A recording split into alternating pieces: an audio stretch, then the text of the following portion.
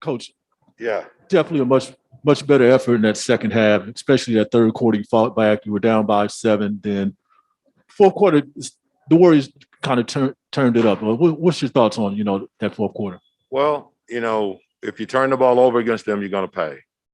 And we turned the ball over 3 straight times, and they got 2 3-pointers and 2 dunks on it. I mean, with 4 straight times, they got 2 3-pointers and 2 dunks out of it, which now get the crowd into the game. So, it's not a team that you can turn the ball over against. We talked about that earlier.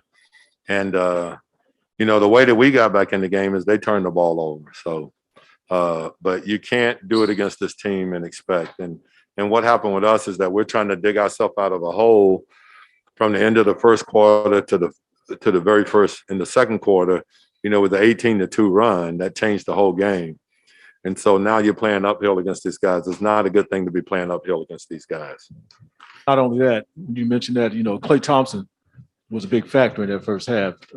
You got to be able to be up on the screens. You can't let him ever be the guy that's coming off and shooting naked shots. I mean, the guys had 60 in the game. He had 38 in a quarter. So, it's not one of those things that, once he gets going, he's hard to turn off. So we just had to do a little bit better job of being up on the screens and not allow him to catch and shooting rhythm shots, really.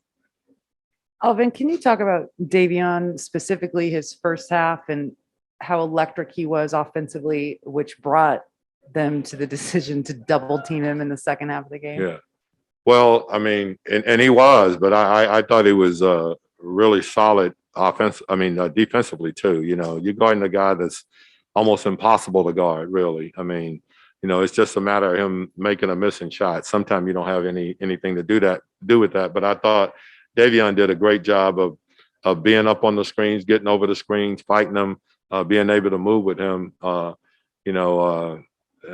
That's all you could ever ask someone to do in that situation. So I think he's getting better every day. I think he's shooting the ball well. He went through a tough stretch there, but when you put in the work like he does, you're going to get good results.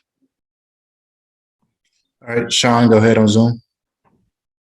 Yeah, Alvin, I was just wondering about, in that road trip, we'd seen a level of compete that didn't look like the way it has over these past 2 games. Is that kind of a silver lining there for you guys, just seeing kind of the way they fought, especially tonight? Well, Sean, I think the big thing for us is that we have to compete at a high level to be able to have any opportunity. So I like what we're doing. I think we got to do a little bit better job when we play a team like this of managing our turnovers, and then we have to get them off the line. This team right here, you can't have shooting threes. And I thought we did a pretty good job in the second half. I mean, they ended up with 23s, but they had 11 early on. So and that's who they are. That's why it makes it so difficult to guard them. But I thought we did do a much better job the second half. All right, let's go ahead and go back to James. Yeah, Alvin, you shrunk your rotation down tonight, and I think you did last night as well. Is that something that we're going to see a little bit as you try to sort of right the ship? Well, I think what you have to have is that if you got a group that's going pretty good together, that we're going to try to ride them, rather than just, take a guy out to put another guy in. And so we've got timeouts that we can use and things like that. But I thought the other night, that group that we had in there played well. So last night, so we went with that group. There was a group in there tonight that played pretty good, and we cut a 20 whatever point lead all the way down to 7, and then they had a big run to open it up again. But we just gotta keep playing hard, and we're gonna try to keep guys out there that's gonna compete at a high level and play hard. Brendan. Hey, Alvin. Career night for Davion when it comes to scoring against one of the better defenses in the league. He had a really good game last night against Brooklyn as well. I know you were just praising him a little bit, but what specific aspects do you see on offense that, where he's really grown since coming into the league? I think just shooting the ball. I think shooting it with confidence, being in an area where He's not afraid to take it to the basket. So I think he's done a good job in both areas, really, you know. Jason Anderson.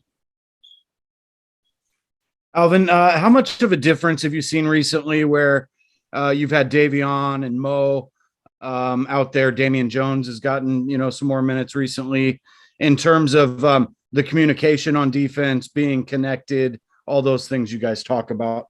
Well, I think with Mo, Mo is a veteran guy, and he's got a good feel of the things that goes on in the excuse me, in the league defensively. So it's good having him out there. Davion is just a little bulldog. He's going to fight his way through, and he's really good at following the game plan also. So our defense has been pretty good.